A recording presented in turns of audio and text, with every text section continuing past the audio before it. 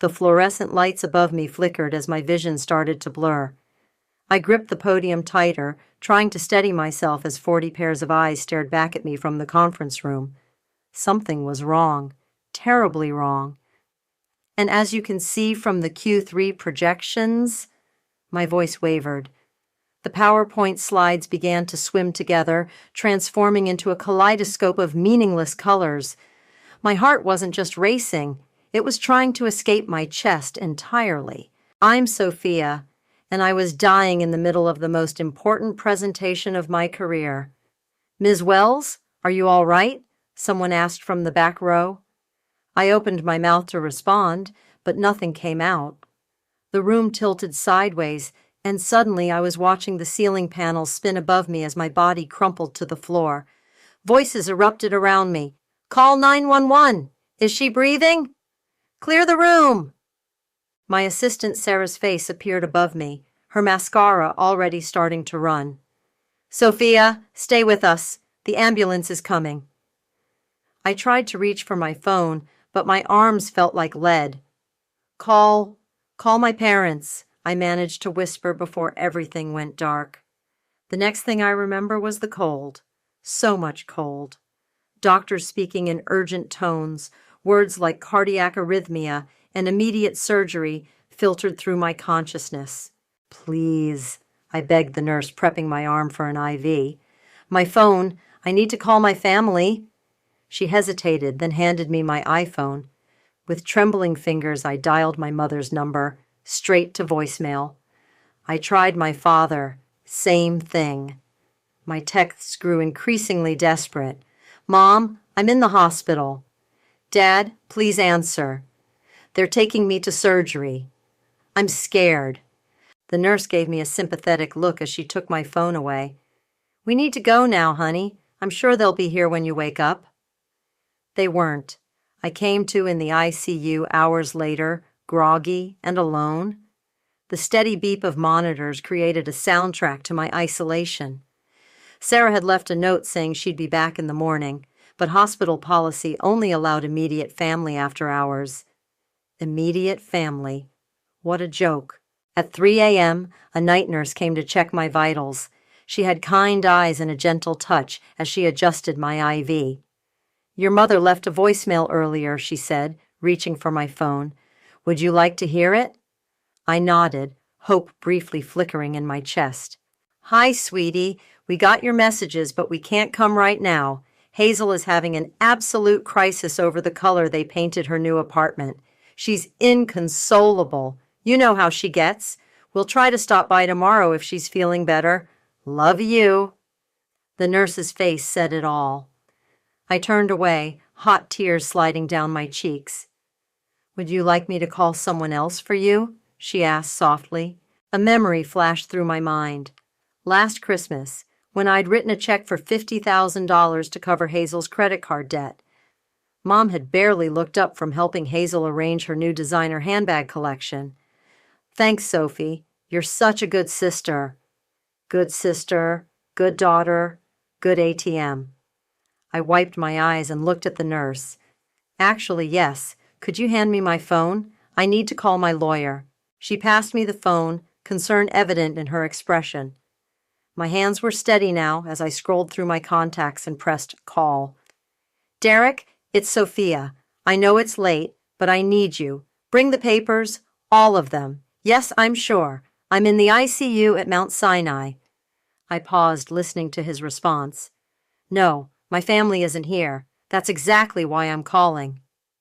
After hanging up, I stared at the ceiling, my heart monitor beeping in rhythm with my resolve. I'd almost died today, and my sister's paint color crisis had taken precedence. 20 years of similar moments crashed over me like a wave. Hazel's tantrums at my college graduation, my parents missing my company's launch party because Hazel had a bad date, the countless times I'd cleaned up her messes while my own achievements collected dust. My phone buzzed, a notification from Instagram. Hazel had just posted a selfie with our parents, all three of them huddled around paint swatches. The caption read, "Worst day ever. Thank God for family support. Shiru blessed, Shiru family, Shiru crisis." I clicked off my phone and closed my eyes, feeling something hard and cold crystallize in my chest. It wasn't my heart this time. It was determination. Tomorrow, Derek would help me start dismantling everything I'd built for them. And for the first time in my life, I wouldn't feel guilty about it. Derek arrived at 9 a.m. sharp, his leather briefcase bulging with documents. He took one look at me, hooked up to monitors and still pale from surgery, and his professional demeanor cracked. "Jesus, Sophia, you look like hell." "Thanks. Always knew I could count on you for honesty." I managed a weak smile. "Did you bring everything?" He pulled up a chair and started laying out papers on my bedside table. "Everything you asked for. But are you sure about this? It's aggressive." My heart literally stopped yesterday, and my family was too busy picking paint swatches to care. I'd say aggressive is exactly what this situation calls for. Derek nodded, his jaw tightening. We'd been friends since college, and he'd witnessed plenty of my family's behavior over the years. "All right, let's start with the will changes." For the next hour, we methodically worked through the documents. My signature grew steadier with each page, like my hand knew this was right, even if my heart ached. "So that's your parents removed as beneficiaries," Derek said, shuffling papers. "Next is revoking their access to your accounts, the ones you've been using to support Hazel's lifestyle." A memory surfaced. Last summer, standing in my parents' kitchen, holding Hazel's latest credit card statement. "It's only $70,000 this time," Mom had said, not looking up from her magazine. "You know how hard things have been for her since that breakup." "Do it," I told Derek. "All of it." He pulled out another stack of papers. "And the vacation house?" "List it, today if possible." "Your parents spend every summer there." "Not anymore." My phone buzzed, a text from Mom. "Hazel picked the perfect shade of sage. Crisis averted. How are you feeling, sweetie?" I showed it to Derek, who let out a low whistle. "That's, something else." "Watch this," I said, opening the family group chat. My fingers flew across the keyboard. "Still in ICU after emergency heart surgery. Thanks for asking. Glad Hazel's walls are sage instead of sea foam. Definitely worth missing your daughter's near-death experience for." Derek raised an eyebrow. "Poking the bear?" "More like waking it up. They've been hibernating in their bubble of denial for too long." My phone immediately erupted with notifications. "Mom, don't be dramatic, Sophie. The doctor said you're stable." "Dad, we'll visit soon, Princess." Hazel, "OMG, why are you trying to make my apartment crisis about you?" I turned my phone face down. "Keep going with the papers, Derek." By noon, we drafted everything needed to legally separate my finances from my family's parasitic attachment. Derek was packing up when my friend Camilla burst in, carrying real coffee and looking murderous. "I just saw Hazel's Instagram story," she announced, handing me the coffee.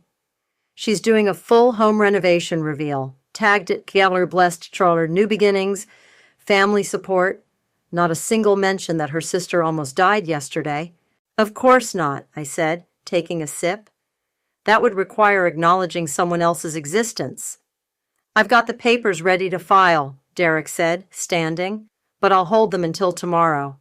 Give you time to think it through." I shook my head. "File them now. I've had 38 years to think it through." After they left, I scrolled through my phone. Hazel had posted again, a boomerang of her twirling in her newly painted living room. Mom and Dad were in the background, applauding. The caption read, "Sometimes it takes a village. So grateful for parents who drop everything to help in a crisis. Blessed, Ange Paint Day, Chic Family First." My fingers hovered over the comment button. Instead, I opened my email and composed a message to my entire contact list. "Dear friends and colleagues, I'm currently in the ICU at Mount Sinai following emergency heart surgery. While I'm stable now, it was a close call. I'm sharing this not for sympathy, but for transparency about why I'll be out of office for a while. I'm also sharing because yesterday I learned something valuable about family, Sometimes the ones who should be there aren't, and sometimes that's the wake-up call you need. Best, Sophia. I hit send, then turned off my phone. Let them deal with the fallout of their choices being made public. I was done covering for them. A nurse came in to check my vitals, glancing at the papers Derek had left behind. Big decisions today? Life-changing ones, I replied. Your heart rate's much stronger, she noted, checking the monitor. I looked out the window at the Manhattan skyline, feeling lighter than I had in years. Yeah, I said. I think it finally remembered how to beat for itself instead of everyone else. She patted my hand and left. In the quiet of my hospital room, I could have sworn I heard the sound of bridges burning, and it sounded like freedom. 3 days after my surgery, my parents finally graced me with their presence. Mom swept in, wearing her signature Hermes scarf, carrying a bouquet that probably cost more than my hospital bill. Dad trailed behind, looking uncomfortable in the sterile environment. "Oh, darling," Mom exclaimed, as if we were meeting for lunch rather than visiting her daughter post-cardiac event. "These fluorescent lights are absolutely brutal on your complexion." "Nearly dying tends to do that," I replied flatly. Dad cleared his throat. "Now, Princess, no need for that tone. We're here now." 3 days later. Mom arranged the flowers, filling the silence with chatter. Hazel wanted to come, but she's still dealing with the contractor. Such a nightmare. They completely botched the crown molding. She's been crying all morning. I pressed the morphine button on my IV, not for pain, but for patience. "Where is Hazel, anyway?" Dad asked, looking around as if she might materialize from behind the curtain. "Probably posting about her crown molding crisis on Instagram," I said. "Did you know her story about paint swatches got more attention than my emergency surgery announcement?" Mom's hands stilled on the flowers. "Sophia, please. You know how sensitive she is. She's been absolutely beside herself about your situation." "My situation," I repeated. "You mean my heart stopping?" A knock at the door saved them from responding. Derek entered, impeccable in his suit, carrying a leather portfolio. My mother's face lit up. She'd always hoped we'd date. "Derek, how lovely to see you. Are you here to check on our girl?" "Actually," he said, walking to my bedside, "I'm here in my professional capacity." He handed me a folder. I opened it slowly, savoring the moment. "Mom, Dad, you remember Derek's my lawyer, right?" The color drained from my mother's face. Dad's forced smile flickered. "These are copies of documents I filed yesterday," I continued, my voice steady. "I've removed you both from my will, revoked your access to all my accounts, and listed the vacation house in Florida for sale." The house?" Dad stammered. "But where will we go in the summer?" "Not my concern." Mom's perfectly manicured hand flew to her throat. "Sophia, you can't be serious. We're family." "Family?" I laughed, and the heart monitor betrayed my spike in anger. "Let me tell you about family. Last month, I paid off Hazel's $70,000 credit card debt. The month before that, I covered her rent when she forgot to pay it for 3 months. Last year, I funded her failed jewelry business. Want to know what I got in return? When my heart stopped and I needed you most, you chose paint swatches over your dying daughter." "That's not fair," Dad protested weakly. "No, what's not fair is that I've spent my entire adult life being your backup plan, your safety net, your human ATM. Well, guess what? The Bank of Sophia is officially closed." Derek handed them each a stack of papers. "These detail the changes. I'd suggest reading them carefully." Mom's hands shook as she flipped through the documents. This is ridiculous. You won't go through with this? Family sticks together, Sophia. You know that." I looked her directly in the eyes. "If that's true, how come I almost died alone?" The silence that followed was deafening. "The house is already listed," Derek added quietly. "We expect it to sell quickly in this market." Dad sank into a chair, papers crumpling in his grip. "Princess, please, let's talk about this rationally."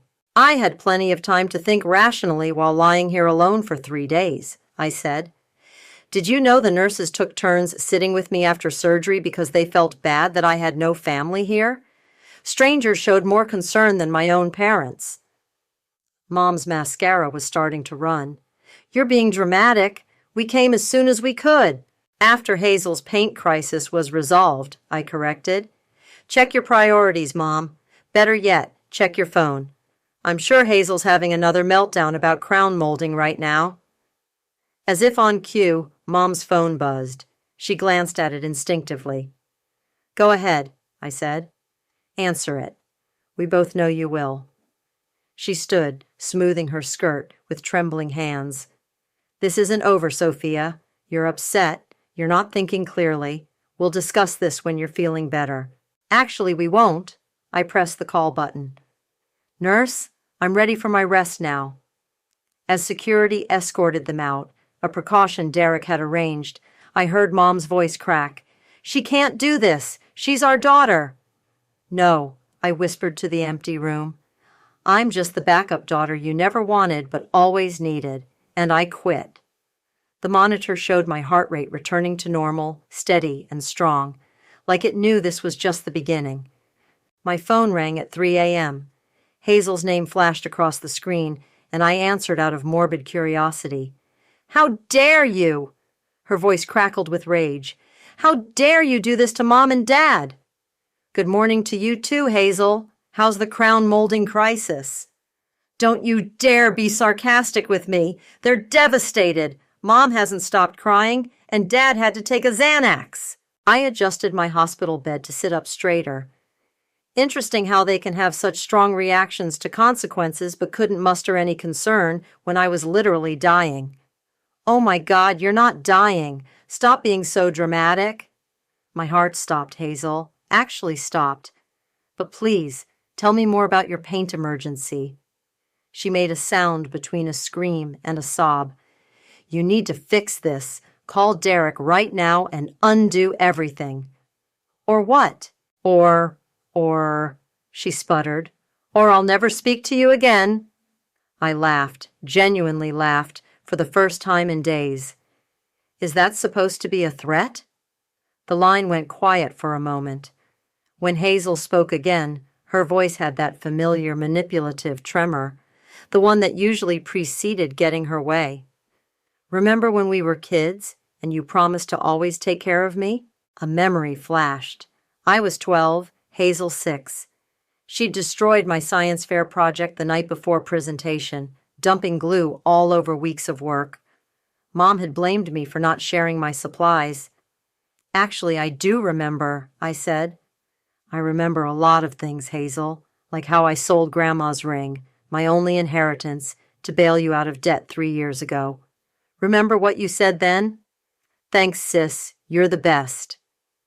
Right before you went on a shopping spree with Mom. That's different. You always need. And I'm always expected to provide. Well, guess what? I'm done. Mom wants to meet, she said, changing tactics. One last family meeting to talk things through. I considered this. Fine, tomorrow at noon, the hospital cafeteria. But my contractor, noon, take it or leave it. She agreed, but I wasn't done. And Hazel, I'm bringing Camilla. Your annoying friend? Why? Because I'm done being outnumbered. The next day, Mom and Dad arrived first, looking like they hadn't slept. Hazel swept in 10 minutes late, wearing oversized sunglasses and clutching an iced latte like it was life support. Camilla sat beside me, radiating protective energy. She'd known my family dynamics for years and had always been my voice of reason. Sophia, Mom began, reaching across the table. Let's talk about this rationally. Rational? Camilla interjected. Like ignoring your daughter's emergency surgery? This is a family matter, Hazel snapped. Funny, I said. I was family when you needed your credit cards paid off. Dad raised his hands placatingly. Princess, we understand you're hurt, but this revenge, it's beneath you. Revenge? I leaned forward. This isn't revenge, Dad. This is boundaries. This is me finally saying no. You're being selfish, Hazel slammed her latte down. Do you know what this is doing to me? My anxiety is through the roof. My followers can tell something's wrong. Camilla snorted. Your sister almost died, and you're worried about your Instagram aesthetic? Stay out of this. Hazel whirled on Camilla. This is your fault. You've always tried to turn her against us. No, I cut in. You did that all by yourselves. Mom started crying, her practiced tears right on schedule. We can fix this, sweetie. Just call Derek. Stop. My voice was steel. The house is already in escrow. The accounts are closed. It's done. Hazel stood up so fast her chair toppled backward. You ungrateful bitch. She grabbed her latte and threw it at Camilla, who barely dodged the cup. The cafeteria went silent. Security approached quickly. And that, I said quietly, is exactly why this is happening. As security escorted Hazel out, her screams echoing down the hallway, I turned to my parents. We're done here. Sophia, please, Mom tried one last time. No, I'm going to be discharged tomorrow. When I leave this hospital, I'm leaving this dysfunction behind, too. I stood up, Camilla steady beside me. Oh, and one more thing. I've instructed my lawyer to file a restraining order against Hazel. Consider this her first and last warning. Walking back to my room, Camilla squeezed my hand. You okay? I nodded, feeling lighter than I had in years. You know what's funny? My heart's actually beating better now that I've stopped letting them break it.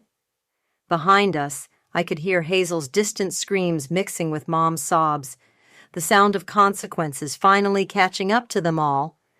The Florida house sold in 3 days, well above asking price. I signed the final papers from my new apartment, where I'd been recovering for the past week. Derek sat across from me, sliding over a cashier's check. $4.2 million, he said. What are you going to do with it? First, I'm hiring an estate sale company to clear it out. Everything goes. Including the piano? My hand stilled over the check. The baby grand piano, my childhood sanctuary. Mom had given it to Hazel on her 16th birthday, despite knowing I was the only one who played. Especially the piano. My phone buzzed. A news alert. Local woman removed from luxury boutique after altercation with staff. The thumbnail showed Hazel being escorted out by security, mascara running down her face. Your sister's making headlines, Derek noted, peering at my screen. She always wanted to be famous. I forwarded the article to Camilla, who replied instantly, Karma's working overtime. The estate sale company arrived the next day. I watched via FaceTime as they cataloged everything, marking prices on pieces of my past. The woman in charge, Marie, held up a familiar jewelry box. What about this? Inside was a space where my grandmother's ring had once lived, before I'd sold it to cover Hazel's gambling debts. Sell it, I said. Everything goes. Sophia, a voice screeched from off camera. Hazel had somehow gotten past security. You can't sell Mom's anniversary china. Marie turned the camera, showing Hazel trying to grab items off a table. Should I call the police? Immediately. I watched as Hazel was removed again, this time screaming about family heirlooms and betrayal. My phone lit up with texts from Mom. How could you sell our memories? Your father is heartbroken. That piano was for Hazel. We're still your family. I blocked their numbers. Later that afternoon, Derek called. His voice was tense. We have a situation. Hazel tried to file for temporary conservatorship over you. She what? She's claiming your cardiac event affected your mental capacity. Says your erratic behavior proves you're unfit to manage your affairs. I laughed, but there was no humor in it. Let me guess. She's volunteering to manage my money for me? Got it in one. Don't worry, it's ridiculous. No judge would Fight it, I interrupted. Hard, make it expensive. And Derek, countersue for harassment. The estate sale started on Saturday. I watched the security cameras from my phone as strangers picked through my family's carefully curated image. The piano went first, to a music school. Perfect. My phone pinged with an email from an unfamiliar address. The subject line made my blood run cold. Your father's medical records. What is this? I asked Derek over speakerphone. Open it. Inside was a single line. Dad had a heart condition too. Mom never told you. Guess she loved one daughter enough to warn her. H. I felt my new, stronger heart skip a beat. Is this true? I had it verified, Derek said quietly. Your father has the same condition, genetic. Hazel's been monitored for it since childhood. The room spun. They'd known. They'd known I could have inherited this, and they never told me. Protected Hazel, but not me. Never me. Derek! My voice was steady, despite the trembling in my hands. Remember when you said the conservatorship claim was ridiculous? Yes? Prove it. Release my medical records to the court. Show them I'm not only competent, I'm thriving post-surgery. Then leak the fact that they knew about this genetic condition and deliberately withheld the information. That's nuclear, Sophia. They nearly let me die, Derek. Nuclear feels appropriate. As we hung up, another notification popped up. A certified letter from Hazel's lawyer. I opened the attachment, expecting more threats. Instead, I found myself staring at a photo. Me at 12, standing protectively beside 6-year-old Hazel. On the back, in my mother's handwriting, my girls, forever inseparable. Below it, Hazel had written, remember who you're supposed to be, my protector, my sister. Don't make me destroy you. I forwarded the threat to Derek, then opened my laptop. It was time to tell my story, all of it. The decades of manipulation, the financial abuse, the medical neglect. No names, just truth. As I typed, I remembered something my grandmother told me before she died. Sometimes the bravest thing you can do is stop protecting people from the consequences of their own actions. My fingers flew across the keyboard, each word a brick in the wall I was building between my past and my future. Let them come. Let them threaten. I wasn't their protector anymore. I was finally my own. My blog post went live at midnight. By 6 a.m., it had over 100,000 shares. The Silent Sister, a story of family toxicity and survival, read the headline. I hadn't named names, but anyone who knew us would recognize the truth. Camilla called first. Have you seen Twitter? You're trending. I refreshed my feed. Thousands of comments, most from people sharing similar stories of family dysfunction. The phrase golden child syndrome was everywhere. Your mother's country club friends are having a field day, Camilla continued. Apparently, she had to leave her tennis match early because everyone was whispering. My phone buzzed. Nicholas, Hazel's on-again, off-again boyfriend. Your sister's losing it, he said without preamble. She's been screaming for hours, throwing things. I can't handle this anymore. Not my problem. She says you're lying about everything, that you're just jealous of her. I laughed. Ask her about Dad's heart condition. Ask her why they never told me I could die from the same thing that almost killed me last month. Silence. Then, they knew? Since we were kids. Hazel got tested. I didn't even know it ran in the family. Jesus Christ. He exhaled heavily. I'm done. Tell Derek I'll testify about her behavior if he needs me to. By noon, the story had made local news. Prominent Family's dirty laundry aired, a tale of medical neglect and financial abuse. They didn't use our names, but they didn't need to. Dad's phone call came next. Princess, please, they're asking me to step down from the country club board. Tragic. Almost as tragic as not telling your daughter she had a potentially fatal heart condition. We were trying to protect you from worry. No, you were trying to protect Hazel from responsibility. As usual. Your mother's devastated. Our friends are finally seeing who you really are. Derek called with updates. Hazel's conservatorship attempt was thrown out. The judge actually laughed. But there's more. She sent a cease and desist letter claiming your blog post caused her irreparable trauma. Perfect. Counter with the medical records. Already did. Her lawyer withdrew the letter in under an hour. I was reviewing transfer paperwork for my assets when my email pinged. A message from Nicholas. Thought you should see this. She doesn't know I recorded it. The attached video showed Hazel in her apartment, raging at our parents. Fix this! Make her stop! I can't take people looking at me like this. Do something! Mom's voice. Darling, we're trying, but try harder. I'm the one who matters. I'm your real daughter. The video cut off. I forwarded it to Derek with one word. Leverage. My phone lit up with a text from an unknown number, a photo of my grandmother's ring, the one I'd sold to help Hazel. Missing something? The text read. Who is this? I typed back. Someone who bought it from the pawn shop. Want it back? Meet me. I blocked the number and called Derek. They're getting desperate. Good, he said, because I just filed the harassment suit. And Sophia, the ring thing, that was amateur hour. I bought your grandmother's ring back months ago. It's in my safe. Tears pricked my eyes. You did? Of course. I knew you'd want it back someday. That evening, my blog post hit national news. My inbox flooded with interview requests. Dr. Phil's producers called twice. Then came Mom's voicemail.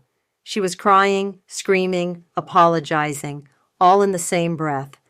Please, sweetie, we can fix this. Tell everyone you were confused. Say you made it up. We're your family. I played it for Camilla over wine. Wow, she said. She actually sounds sincere. She's not. Listen carefully. She's not saying she's sorry for what they did. She's sorry they got caught. My phone buzzed again. A news alert. Local socialite has public meltdown at charity gala. The photo showed Hazel being escorted out again. Your sister's really committing to this spiral, Camilla observed. She's never faced consequences before. She doesn't know how. I opened my laptop and began typing again. Not another blog post. This time, it was an email to my realtor. Subject line. Looking for properties in California. Running away? Camilla asked, reading over my shoulder. No, I replied, thinking of the grandmother's ring waiting in Derek's safe. Running toward something better. As if on cue, Mom's number flashed on my phone.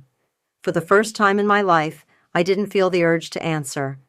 Some bridges aren't meant to be repaired. Some fires need to burn until there's nothing left but truth in the ashes. The family home looked smaller than I remembered. I stood in the driveway, keys in hand, staring at the colonial facade that had housed so many carefully curated lies. Want me to go in first? Camilla asked from beside me. No, I need to do this. I'd come to collect the last of my belongings before the move to California. Derek had arranged for police presence, just in case, but the cruiser parked discreetly down the street still felt surreal. The front door opened before I could use my key.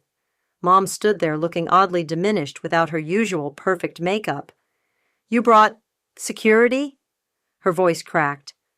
I brought witnesses, I corrected, nodding toward Camilla and the police officer now walking up the drive.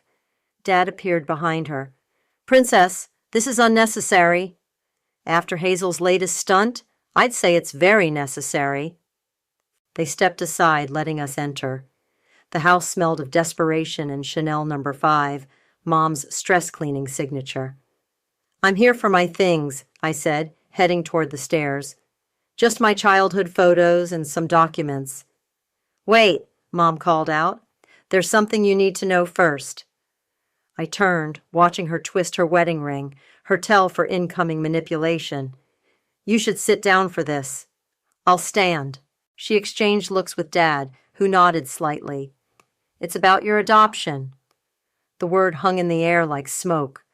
Camilla grabbed my arm, steadying me. My what? You're not... Mom's voice wavered. You're technically your Aunt Sarah's daughter. When she died, we took you in. You were only 2. We never told you because we wanted you to feel like real family. The room tilted. Aunt Sarah, Mom's sister who died in a car accident. My mother, My actual mother. Dad stepped forward. We loved you like our own. Stop.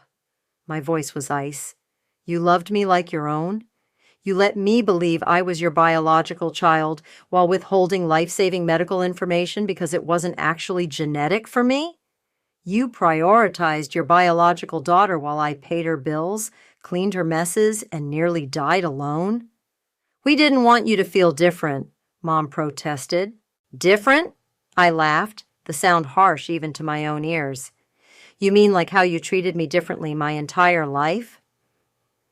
Heavy footsteps on the stairs announced Hazel's arrival. Oh, good. She finally knows she's not really my sister. I'm not? I turned to her. Then I guess I'm not really responsible for you anymore. All those years of guilt, of obligation, they never belonged to me, did they? You ungrateful, Hazel started, but Mom cut her off. We gave you everything, Mom cried. A home, an education, opportunities. No, I interrupted. I earned those things, every single one of them, while you were busy coddling your real daughter. I walked to the stairs, pushing past Hazel. In my old room, I found the box I'd come for. Photos, documents, memories. At the bottom, wrapped in tissue paper, was a small frame. Inside was the last photo taken of Aunt Sarah, my real mother, holding me as a baby. Downstairs, chaos erupted. Hazel was screaming about inheritance rights, Mom was sobbing about family loyalty, and Dad was trying to talk over everyone about reasonable discussions. I descended the stairs with my box, the police officer moving closer. That's my baby photo album, Hazel shrieked, lunging for my box. The officer stepped between us. Actually, I said calmly, these are Aunt Sarah's photos, my mother's photos. I'm taking what's mine and leaving what never was. You can't just walk away from this family. Mom grabbed my arm. I shook her off. I'm not walking away from my family. I'm walking away from people who kept me around as a convenient backup plan. There's a difference. We'll sue, Hazel screamed. We'll take everything. Go ahead. I reached the door. But remember, I have proof of financial fraud, medical neglect, and now, proof that you knowingly withheld my adoption status while using it against me. Want to see how that plays in court? Silence fell. I turned to them one last time. You know what's funny? You kept this secret thinking it would make me feel less like family. But knowing the truth, it finally sets me free. I'm not your backup daughter. I'm not your ATM. I'm Sarah's daughter, and I'm done carrying your burdens. Camilla opened the door, sunlight streaming in. Behind me, I heard Mom collapse into tears, Dad's futile attempts at comfort, Hazel's incoherent rage. But ahead of me, nothing but open road and possibility. Ready? Camilla asked. I clutched my box of real memories, feeling lighter than ever. Ready? We walked out into the sunlight, leaving the shadows of lies behind. In my pocket, my phone buzzed with another lawsuit threat from Hazel's lawyer. Let them come. I had truth on my side now, and truth, I was learning, was the strongest weapon of all. The California sun streamed through my office window as I finished typing my last blog post. My heart, now steady and strong, kept perfect rhythm with the keyboard clicks. And that's how I learned that family isn't about blood or obligation, I wrote. It's about choice. Every day, we choose who we let into our hearts. My phone lit up with Derek's call. The lawsuits are officially dismissed, he announced. All of them. The judge called them, and I quote, frivolous attempts at financial manipulation. How's Hazel taking it? Not well? Have you seen the tabloids? I pulled up the latest headline. Socialite's public meltdown goes viral. My sister ruined my life. The video showed Hazel throwing drinks at paparazzi outside a Manhattan restaurant. She's trending again, I said. Not the kind of fame she wanted. Speaking of trending, Derek continued, your blog has over 1 million subscribers now. The publishing deal looks solid. I glanced at the contract on my desk. My story, our story, was becoming a book. Not for revenge, but for others trapped in similar cycles of family toxicity, A notification popped up. Mom had sent an email. The subject line read, "Your father's birthday." Inside was a photo of our last family vacation before everything imploded. Below it, she'd written, "We miss you. Can't we just go back?" I clicked delete. My doorbell rang. Camilla stood outside with 2 coffees and a small package. "Special delivery from Derek," she announced, handing me the box.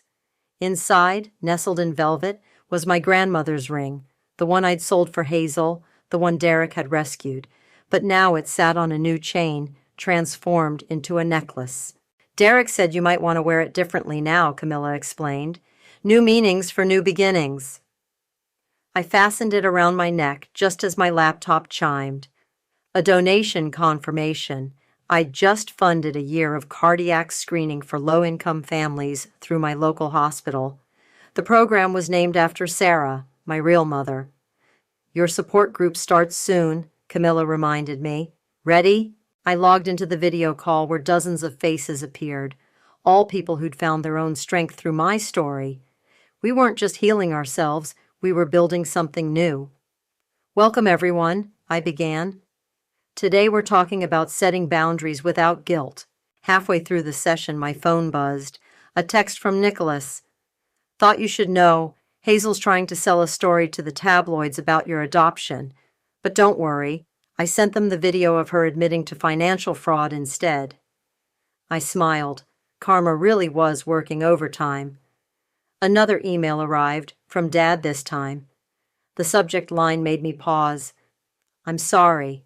For what it's worth," he'd written, "I was wrong. We were all wrong. Not just about how we treated you, but about what family means. You're stronger than any of us ever were."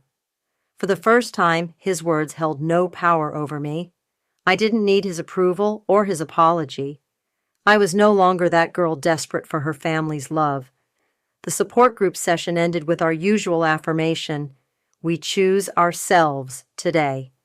Camilla pointed to my laptop screen. "Look at your blog comments." A new message stood out.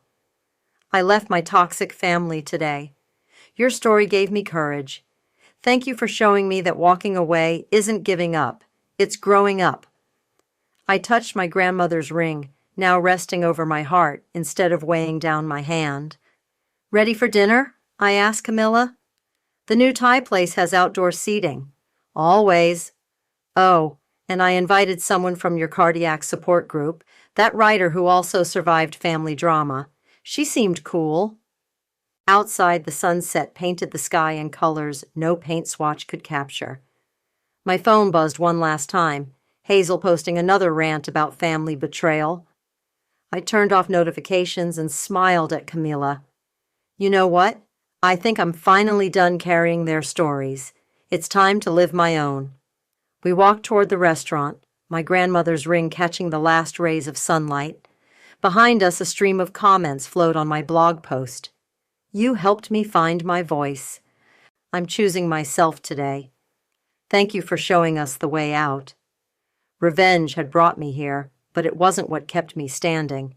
That came from something stronger, the power of choosing myself, of building a life where love didn't require sacrifice. My heart beat steady and true, no longer racing to please others or breaking under the weight of unwanted obligations. This was freedom. This was peace. And it tasted sweeter than any revenge ever could.